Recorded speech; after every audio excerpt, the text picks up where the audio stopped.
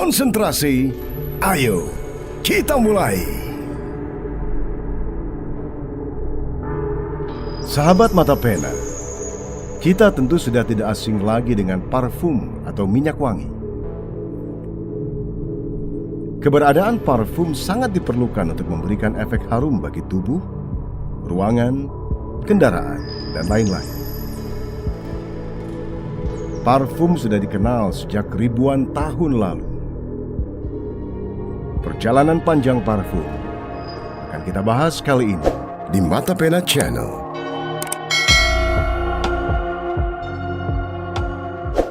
Sejarah parfum diawali dari budaya kuno, di mana masyarakat membakar berbagai damar dan kayu dalam acara-acara keagamaan bangsa Mesopotamia. Saat dupa masuk ke Mesir sekitar tahun 3000 sebelum Masehi hingga zaman keemasan Mesir atau yang dikenal dengan Egypt Golden Age, parfum hanya digunakan dalam ritual keagamaan.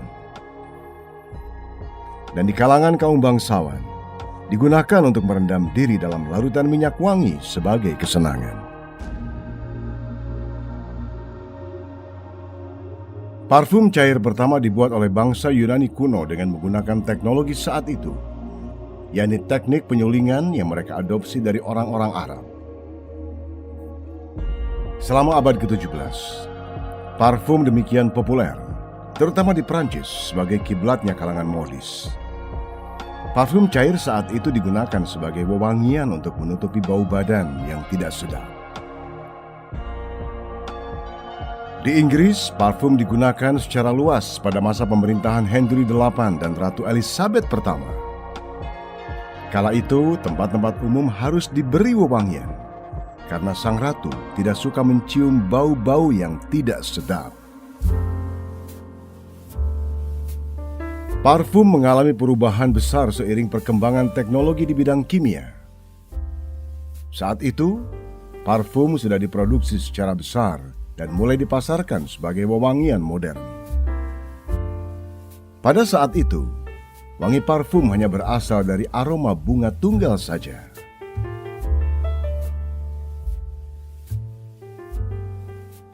Pada tahun 1792 di kota Köln, Jerman, Johann Maria Farina, seorang tukang cukur asal Italia, menemukan parfum Eau de Cologne dengan nama 4711.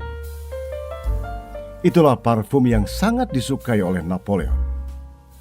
Eau de Cologne, yang berarti air dari kota Köln, hingga kini masih diproduksi tanpa merubah komposisi.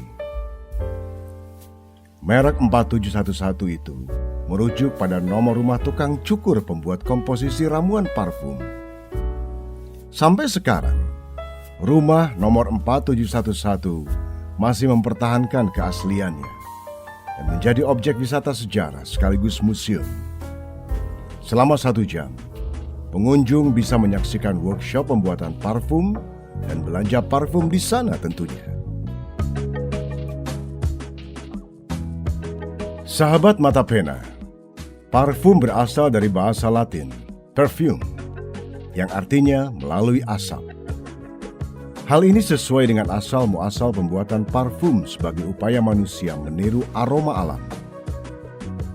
Minyak diekstrak dari tumbuhan sebagai komponen utama, lalu dibakar untuk mengharumkan udara di sekitarnya.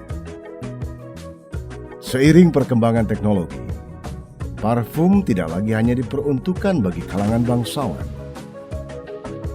Mulai tahun 1800-an, orang-orang mulai bereksperimen membuat ramuan dan komposisi parfum secara lebih kompleks. Salah satunya dengan memasukkan unsur kimia sintetis agar lebih memungkinkan untuk diproduksi secara massal. Kini industri parfum tidak lagi hanya didominasi oleh bangsa Eropa, khususnya Prancis dan Italia. Banyak negara sudah mampu memproduksi sendiri termasuk Indonesia. Masyarakat berbagai kalangan dan kelas sosial sudah bisa menggunakan parfum berbagai merek. Harganya pun beragam, mulai harga puluhan ribu, ratusan ribu, jutaan, bahkan miliaran rupiah. Hingga saat ini, menurut Wealthy Gorilla, sebuah situs pengembangan diri asal Amerika. Harga parfum termahal dan tercatat dalam buku Guinness World Record dipegang oleh produk sumuk asal Dubai yang dijual dengan harga $1,29 juta atau hampir 18 miliar rupiah per ons. Parfum bagi sebagian orang memiliki peran penting khususnya dalam pergaulan. Beberapa individu merasa menggunakan parfum yang sesuai dapat mempengaruhi mood, bahkan meningkatkan kepercayaan diri. Tidak heran, animo masyarakat terbilang tinggi pada wewangian tubuh ini. Hal itu bisa kita lihat dari bisnis parfum yang marak dan menjanjikan. Secara umum, aroma parfum dikelompokkan dalam dua kategori, yaitu parfum pria dan parfum wanita. Tapi ternyata, 30% parfum untuk kalangan pria justru terjual pada wanita. Fakta ini membuktikan bahwa aroma tidak terbatas pada maskulinitas atau feminitas.